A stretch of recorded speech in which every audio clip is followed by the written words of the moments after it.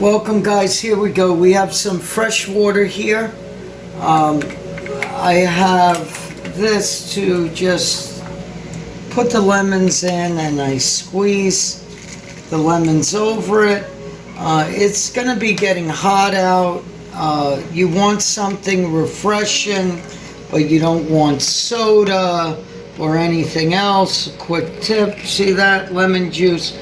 It sits, goes in. Now I have a Clemento, tangerine, whatever you want to call it, we're putting this in. And we just turn around, and what we do is we spin it. It's leaking a little bit, it's all right. We spin it, and then you cover it, put it in the fridge.